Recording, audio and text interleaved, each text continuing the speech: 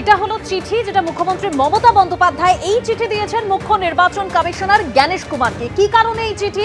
এই যে ভোটের আগে এক ধাক্কায় প্রশাসন পুলিশের শীর্ষ স্তরে বড় রদবদল, অপসারিত মুখ্য সচিব থেকে ডিজিপি সিপি, সেই কারণে এবার জ্ঞানেশ কুমারকে চিঠি দিলেন মুখ্যমন্ত্রী। কি রয়েছে সেই চিঠিতে আমরা জানবো আমাদের প্রতিনিধি রাজর্ষি দত্তগুপ্তর কাছ থেকে। রাজর্ষি,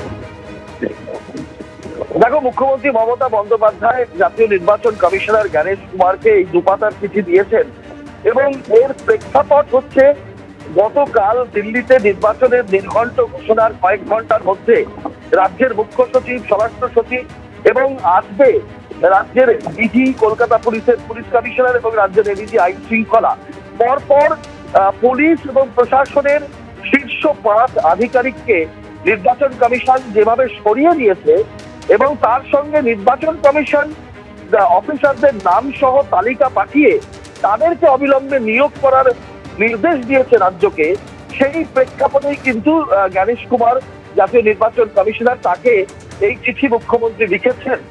এবং এই চিঠিতে ছত্রে তিনি যেটা বলেছেন যে কোঅপারেটিভ ফেডারেলিজম অর্থাৎ যুক্তরাষ্ট্রীয় যে পরিকাঠামো রয়েছে তাতে কেন্দ্র রাজ্যের যে কোঅপারেশন বা একটা যোগাযোগ থাকে, সেটার যে প্রথাগত ঐতিহ্য সেটাকে না মেনে নির্বাচন কমিশন এটা করেছে।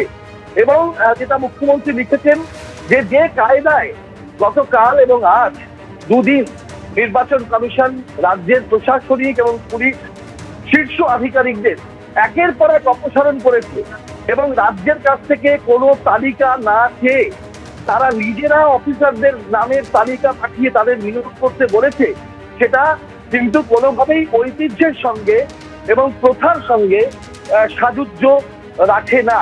কারণ মুখ্যমন্ত্রী চিঠিতে উল্লেখ করেছেন যে সবসময় প্রথাগতভাবে যখন ইলেকশন কমিশন, নির্বাচন কমিশন এই ভোট চলাকালীন বা ভোটের প্রক্রিয়া চালু হয়ে গেলে, নির্বাচন আচরণবিধি লাগু হয়ে গেলে তারপরে যখন এই ধরনের ট্রান্সফার পোস্টিং এর এখতিয়ার নির্বাচন কমিশনের কাছে থাকে, সেই ক্ষমতা যখন নির্বাচন কমিশন বাস্তবায়িত করে, প্রয়োগ করে, তখন প্রথাগতভাবে যেটা রয়েছে সেটাতে যে সবসময় রাজ্যের সাথে কনসাল্ট করে, মতামত নিয়ে, আলোচনা করে, কথা বলে সেই ট্রান্সফার পোস্টিং এর অর্ডার এক্সিকিউট করা হয়, অর্থাৎ কার্যকর করা হয়। শুধু তাই নয়, প্রথাগতভাবে মুখ্যমন্ত্রী যেটা লিখেছেন চিঠিতে যে সবসময় এই ধরনের ট্রান্সফার পোস্টিং এর ক্ষেত্রে রাজ্যের কাছ থেকে প্যানেল অফ অফিসার, অর্থাৎ কোন অফিসারদের নিয়োগ করা হতে পারে তার একটা সম্ভাব্য 3 জন অফিসারের নামের তালিকা চেয়ে পাঠানো হয় প্রত্যেকটা পদের ক্ষেত্রে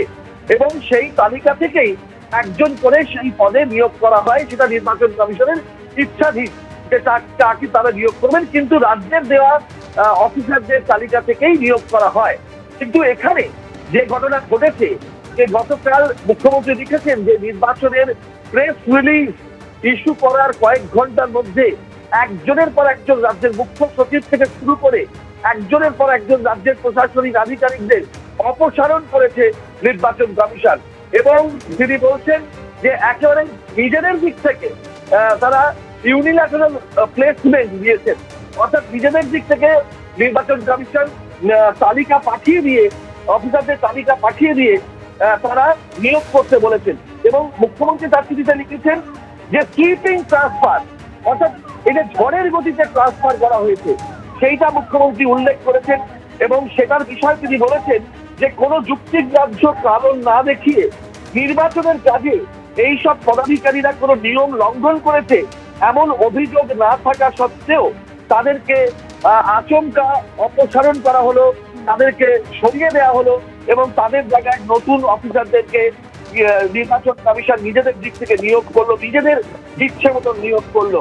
প্রশাসনিক প্রথা অনুযায়ী এই সবসময় ঐতিহাসিকভাবেও দেখা গিয়েছে যে নির্বাচন কমিশন রাজ্যের সঙ্গে কথা বলে এই কাজ করে এবং এই ব্যবস্থা গ্রহণের কতগুলো পদ্ধতি আছে এবং সেই পদ্ধতি মেনে রাজ্যের কাছ থেকে তালিকা নিয়ে আলোচনা করে এইটা করা হয়। কিন্তু যেটা মুখ্যমন্ত্রী লিখছেন চিঠিতে যে এইগুলো কোনোটাই করা হয়নি এবং যেভাবে এই একের পর এক প্রশাসনিক আধিকারিকদেরকে সরিয়ে দেওয়া হলো, যেটা গভীর উদ্বেগের এবং আশ্চর্যের বিষয়। সেটা গভীর উদ্বেগের এবং আশ্চর্যের বিষয় মুখ্যমন্ত্রী লিখেছেন।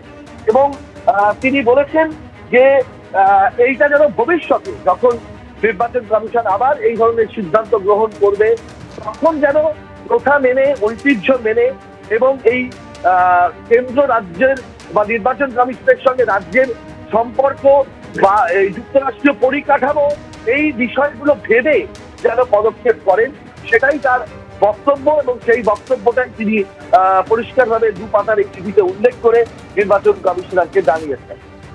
ধন্যবাদ রাজর্ষি। এবিপি আনন্দ, এগিয়ে থাকে, এগিয়ে রাখে।